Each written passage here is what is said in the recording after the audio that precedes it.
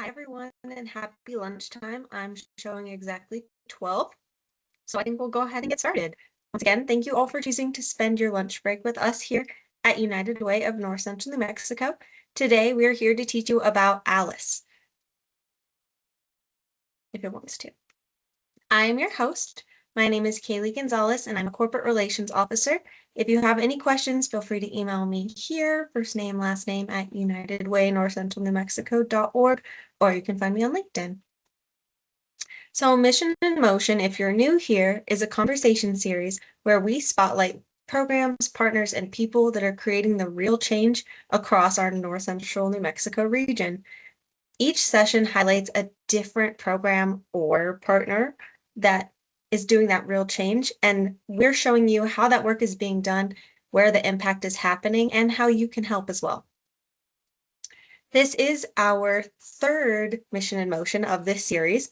Last time, we talked about the Family Advocacy Center, and before that, we talked about our Academies of Albuquerque, but United Way does so much. Here is a brief overview of everything we do, and I have to say brief because there is a lot that we do here. Just to refresh your memories, we have direct services, which are those tax help, Family Advocacy Center 211, and Ride United, which you can access through 211.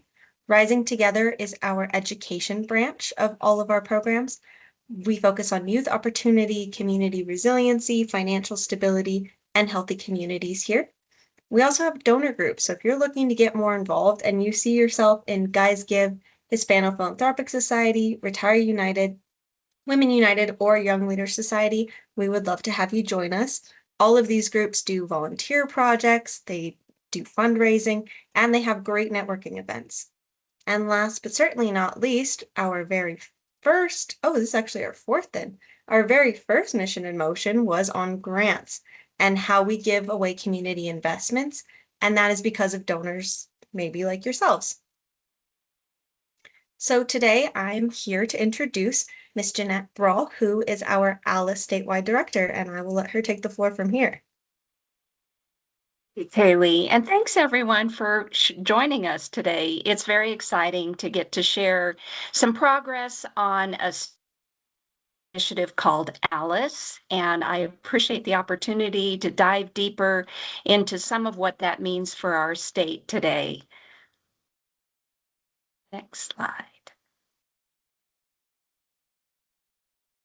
So today we're going to look primarily at who is ALICE, just what do we mean. I'll explain that acronym and who that describes. It's all about data, but why is that data so critical and important to our communities? And lastly, and importantly, what can we all do to help ALICE? So here's the headline. As you can see from this chart, 42% of New Mexico households are what we call below the ALICE threshold. That means they are either living in poverty or they're above poverty but unable to afford their basic needs.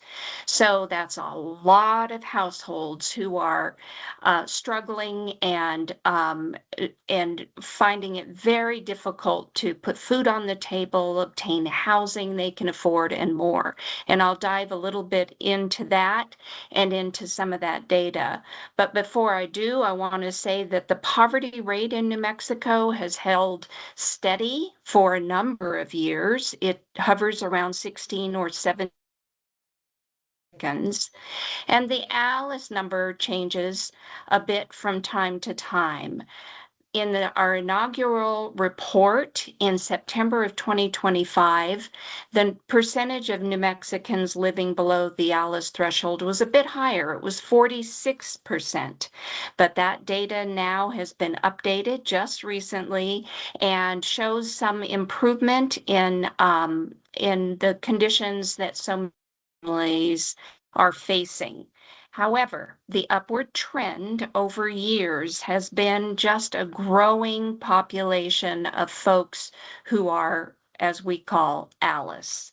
So group of ALICE households, the biggest growing group of ALICE households is households who are headed by someone 65 or older. Often young families fall under the ALICE threshold because they're raising children and paying childcare costs or some of those related costs, but seniors are also finding it increasingly hard to afford their lives. So, who is ALICE? Well, first of all, ALICE is an acronym for Asset Limited, Income Constrained, Employed. Alice is struggling to make ends meet. Alice has to make decisions every day. Gee, do I fill that prescription or get that new tire that we desperately need? Do we put our groceries on the credit card so that the utility bill can be paid? These are the kinds of decisions made day in and day out by Alice households. They are vulnerable. They can't save for a rainy day. Every day's a rainy day for Alice. They live everywhere, but they tend to be more likely in rural areas. And importantly, we all know Alice. Alice cares for our children and our elders, serves our food, and a number of other related essential jobs. Next slide.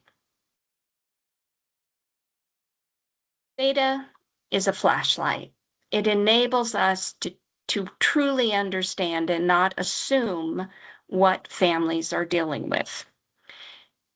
United for Alice started out of the United Way of Northern New Jersey in 2009, and now it's a national movement. Once the other United Ways could see how this research was helping that United Way serve its community better, they wanted that data. So that data is led by a very, very esteemed group of researchers out of the United Way of Northern New Jersey. But that data is reviewed locally. We've got researchers in Portales, in Las Cruces, in Santa Fe, in Albuquerque, and other locations who are helping to ensure that that data is accurate, that it's complete, and that it really reflects New Mexico. Every state is unique, but we want to ensure that our state's true data story can be told. So we have a steering committee made up primarily of United Ways, and then a research advisory committee, which looks over the data for all of it, for all of what it might mean. And we owe them a debt of gratitude. United Ways can and others can take that data and we can put people together with resources. You know, United Ways have always worked to help ensure that communities thrive. And one of the ways we've done that is with our statewide 211 information and referral helpline. That's been a key service. We also have free tax preparation in many locations offered by Tax Help New Mexico. Certainly, United Ways are known for grant making to our nonprofit partners to ensure that that critical work continues, and other local programs and services to ensure that everyone has opportunities. This includes nonprofits, but also employers. They are a key part of ALICE for sure. And lastly, public policy will be an important tool to look at the kinds of policies that could really make a difference for ALICE households. The next story. Recently, we announced the updated data, and joining us was Jacqueline Marcus. Jacqueline is able to just barely make ends meet and constantly juggling in order to care for her family. She's been very brave and generous to come forward with her story, and we want to share that with you now. Hello, my name is Jacqueline. I'm the mother of two amazing little ones. Myself and my partner have always dreamed of being parents, and it is our biggest blessing to be their mom and dad. I currently work part-time, and their father made a huge sacrifice to change career paths and now works full-time in his desired career field. It is with a lot of hard work that we have broken the cycle of poverty that we both grew up in. But because we make just above the income guidelines for SNAP, we are not able to receive assistance that would greatly improve our children's quality of life. My husband and I are both certified holistic health practitioners. We are educated in holistic nutrition, and I myself have been a lifelong advocate for great access to healthy food in communities of concern. Just before my second baby was born, I was a nutrition educator for our local SNAP Ed programming. Because of this background, I know how important high quality food is. Another factor is that our youngest has extreme food allergies. This means that in order for her to have a happy and pain-free childhood, we have to be so mindful of what we feed our family. We cook at home, use high quality ingredients, and cannot eat overly processed foods. Food is our medicine, and it's a huge labor of love to keep everyone healthy and safe. In order to nourish our family, we've had to resort to buying groceries with credit cards, overdrafting our accounts, missing car payments, and sacrificing a savings. Should we be able to receive food assistance, we would be able to make ends meet without depleting every single cent to our name, which is often the case. Just today, we used our spare change jar to purchase ingredients to make a healthy meal. I know our family is not alone in these challenges, and I hope the changes needed are made to make a positive impact not just for our family, but all Americans in need of supplemental food assistance. Thank you so much for your time. I think that story shares a lot of how personal it is to want to provide for your family, have employment, and yet still struggle. So we appreciate Jacqueline sharing such a personal story. So where do we find that data and those reports? The data itself, which is a very robust repository of all kinds of data, lives at unitedforalice.org. Anyone can access that data. We also maintain a page, AliceNM.org, that links viewers to those reports. As I mentioned, we had an inaugural report last September, which really was very illuminating, but this financial update or updated hardship released just weeks ago is helping us see over time how that data can change or not. And it really these reports provide a lot of context. Some of the data is actually goes back years, but most of it is year to year. And we'll be tracking those as Alice is not going to go away. We know our families need help. We know this data is helpful. I'm going to give you 3 data points from this most recent financial update. One is that 60% of all renter households below the Alice threshold, that means either in poverty or not able to afford their costs, were rent burdened, which means they're paying 30% or more of their income on rent and utilities. And by county, the percentage of households below the threshold was highest in Luna County, in the boot heel of our state, and lowest in Los Alamos County. Los Alamos has 14% of its residents who qualify or can be categorized as Alice, while in Luna County, that's 66%. Luckily, we can look right down to zip code in this data to see what it's like in areas of our concern. 44% of full-time workers in New Mexico did not earn enough to afford the Alice household survival budget for one adult and one school-age child. So our challenge is clear. Alice needs our help. Next slide, please. We'd like to hear from Alice. We know that every family, every household is unique in their challenges. We know there's a lot of commonality, but we don't want to assume, much like we don't with any of our work, what it's like to live as an Alice household. So we're asking for them to tell us their story. That matters because it helps us raise awareness. Alice is often described as living in plain sight, in hidden sight, because we don't really see Alice or understand their particular challenges. It also informs local solutions. What might be needed for Alice residents in one part of the state might not hold as true in another part of the state, although many Alice households have common challenges. Lastly, it helps us advocate for change. That's what United Ways do, is to look at strategic solutions that can really help the particular challenges of Alice families. So please help us share that we're looking for those stories. We've got a simple online form.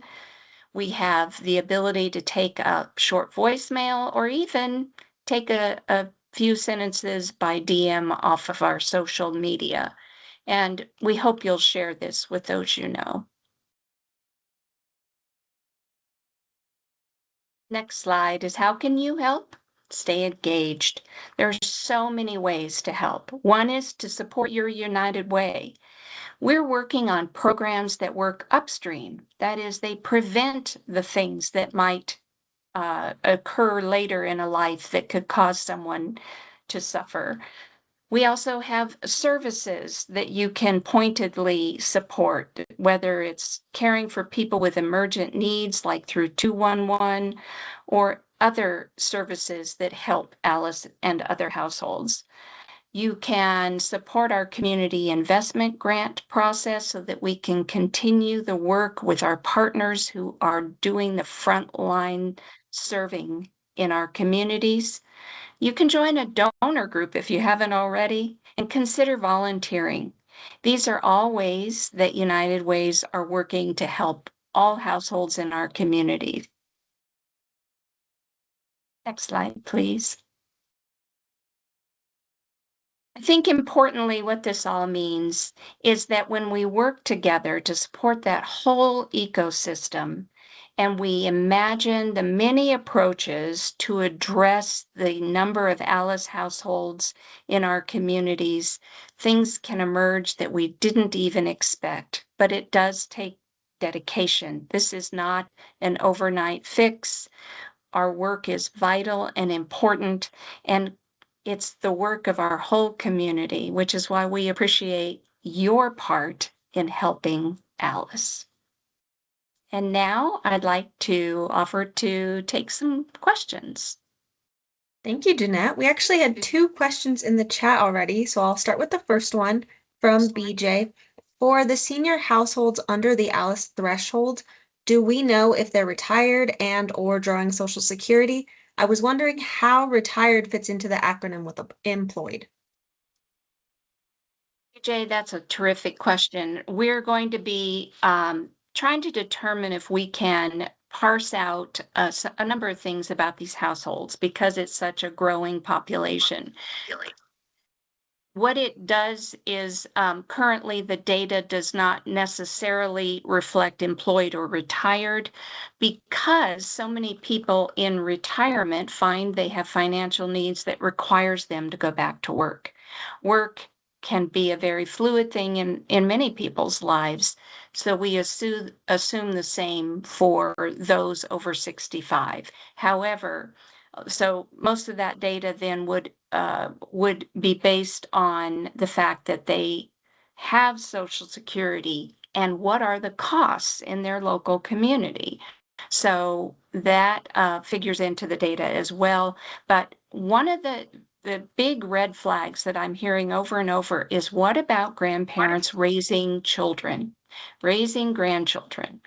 And that's a little tough to come by, but we're going to attempt to work on that with United for Alice because it is, I don't know if New Mexico is very much in that respect, but certainly it's important and we want to get to the bottom of that. Great question. All right. Thank you, Jeanette. The other question we got in the chat was from Claudia. She asked, will we be able to share Jacqueline's story? We'll share Jacqueline's story on our website, and I think from there, yes, as well. Jacqueline has graciously permitted anyone to hear and understand her story. So yes, it will be shareable. I think it's really important, again, that we not speak for Alice. Her lived experience is unique to her, of course, but it's reflective of so many families. So we look forward to sharing that story. Great. Thank you. I'd like to open the floor to anyone else who has a question. You can drop it in the chat and I'll read it for you, or feel free to come off mute as well. Hi, everyone. I'm Ashley Martinez Brown. I'm the campaign director here at United Way. And since we're talking about Alice, I would love to invite you all to participate in our Day of Caring. This year, we are focused on youth opportunity, and it streamlines directly into Alice because, as we know, a lot of parents have the stressors of working 2 to 3 jobs to ensure that their children's needs are met. So this year we are going to Manzano and Cibola to do a campus cleanup and a refresh for some of their closets that they have for basic needs for the kids. So I added the link in the message tab. So if you are interested, please bring yourselves and your little ones if you have, because we love to get the next generation involved with philanthropy any way we can.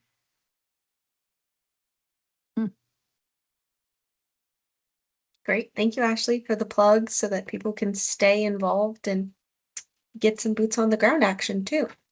Are there any other questions, comments, concerns? While we're thinking of more questions, I invite you all to join us. Yay! Okay.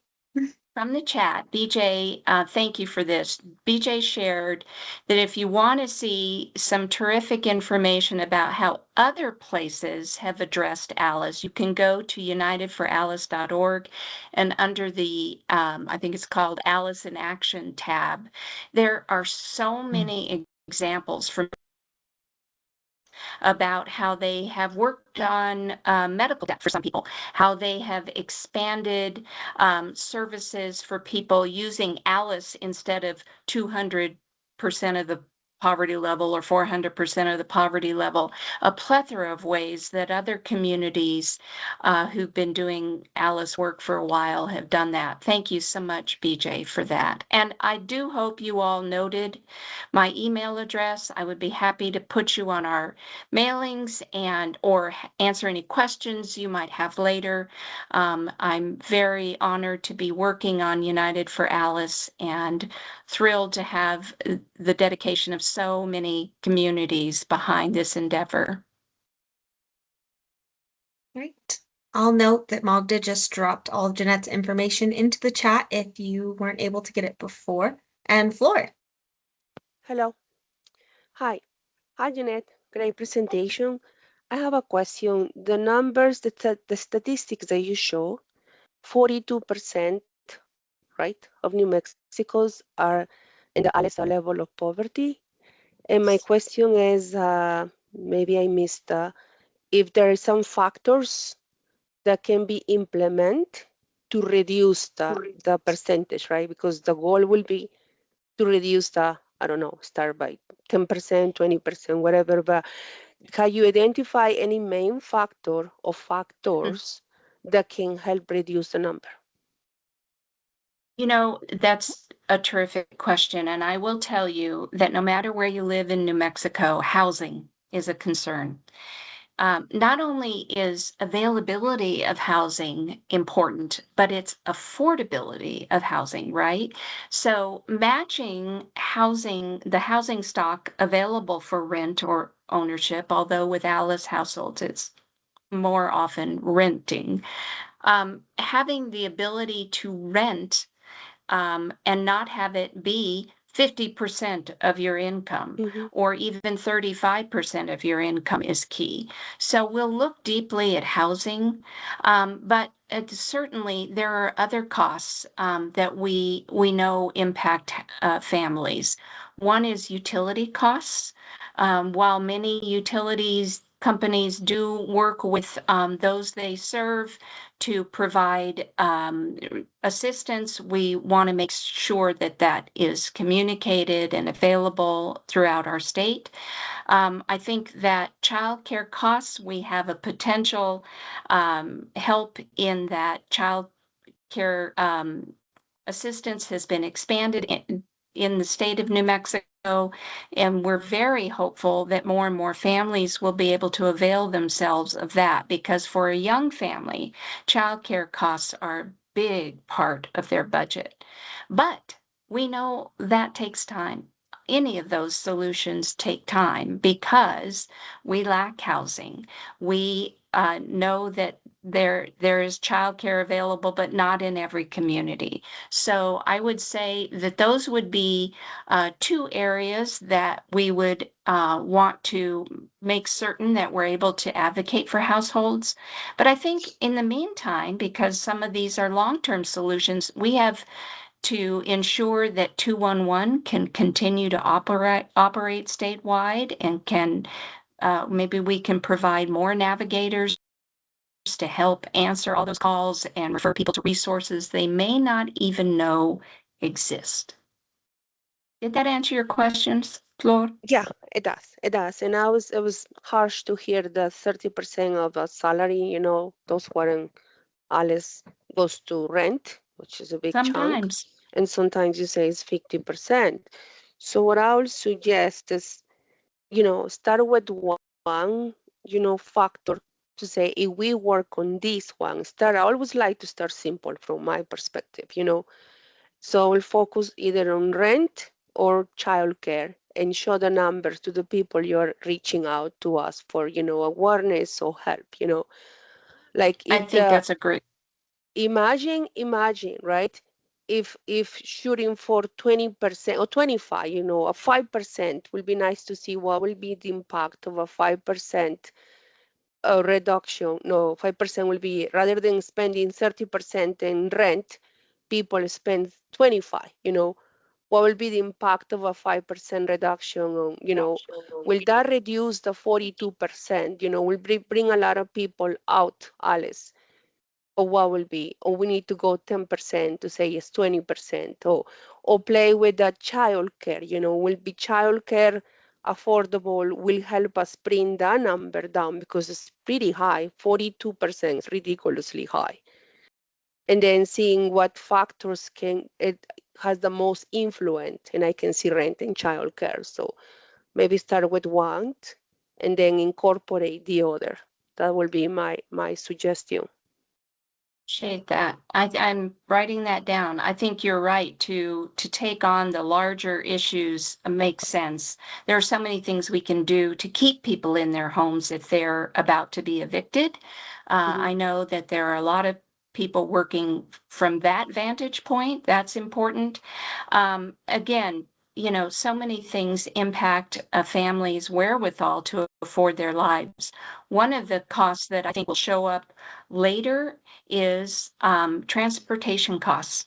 We have just gone through a time of tremendously increased transportation costs for families, and we're not going to see the effect of that until a little bit later on. But all of these costs, and there are 8 different costs that United for Alice looks at. So a lot of these national entities that are doing work similar to Alice look at maybe 3. They look at housing, they look at childcare, maybe transportation. But United for Alice includes technology, includes a number of different factors to look at a fuller picture. Sometimes relieving someone's transportation challenges can help them can Improve go toward their improve their housing, life. stuff like Yeah, that. yeah, yeah. No, and there is fixed, things that we cannot remove, like housing is the thing that you cannot reduce. You cannot be without housing. Otherwise you become homeless. But yeah, it will be interesting to see, sort of a mitigation in that sense and start reducing and see and to reduce what kind of help is required, right? Because we can say we reduce by 5%, how is that going to compensate for people to make more money? If somebody mentioned, rent reduction without affecting rent owners, because also you don't want to solve one problem and create 20 or 10 more and create the disbalance. But yeah, I will, start showing these numbers and see what is needed to set up a target, maybe. A simple one, start simple one. One, if one variable. Highly strategic. Mm-hmm. I agree. And I know that there are many, many people working in a lot of these realms to do what they can for Alice households. I think what's involved is continuing to look at the data, to remind ourselves of the realities on the ground, and then to be ready to pivot if needed. Other realms where Alice households are challenged, but to recognize that anything we can do to assist those families, any resources that can be provided are key and critical. Sometimes someone's thrust into an Alice household situation by virtue of losing a job or a healthcare challenge. Well, how does that affect someone? How quickly can they get back on their feet? And if they have to dip into the below the Alice threshold, can we get them back out of that in short order? So that's where United Ways traditionally work to provide services and programs along those lines. Those are important too. So I think it's both short-term, whatever we can do now, and long-term, strategic, thoughtful public policy is really vital.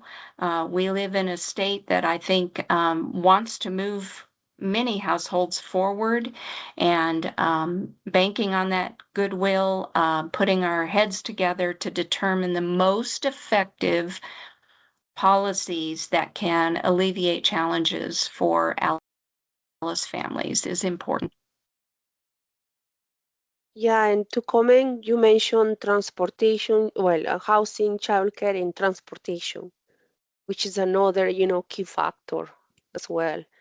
Like, by facilitating transportation, somebody can improve their job, conditions or even job opportunities, and that will reduce housing problem, and, that will help bring these numbers as well. And it's That's less right. expensive, it's less expensive than implementing a house rent reduction. Right. Alleviating one part of a budget to help the other. One Mm-hmm. of the things that we're piloting in Santa Fe is a financial coaching um, program, and that's going to help us understand how financial coaching can help families understand the effect of their decisions on their credit scores, can help them access support through their credit union or bank or other means of being able to have fuller knowledge of how they can manage their finances to avoid worse harm or to improve their situation. I know that there are United Ways in our state that are also doing similar work, and I think that's a great starting point for a lot of families to really understand how their budget decisions can impact their households in the short term and the long term. So we're excited to see how that fares. We also know that working with employers is key because so many employers have a direct effect on how they can support their employees, maybe monetarily or maybe with other means. There are so many things employers can do to help understand what the effects are of living in an Alice household, and then to address some of those very creatively.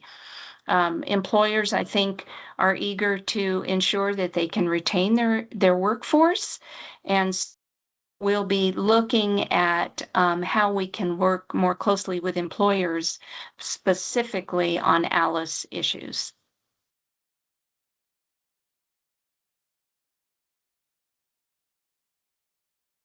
Amazing discourse, everyone. Thank you so much for your questions. We can ask more after, but I just wanted to let you know that our next section will be on that 211 helpline that Jeanette has been talking about. So if you have interest in learning more about that, it will be on August 12th. And please let us know what you think of these series. And we would love to hear all of your thoughts in the survey. And we'll be here in the background, but feel free to ask any other questions that you have.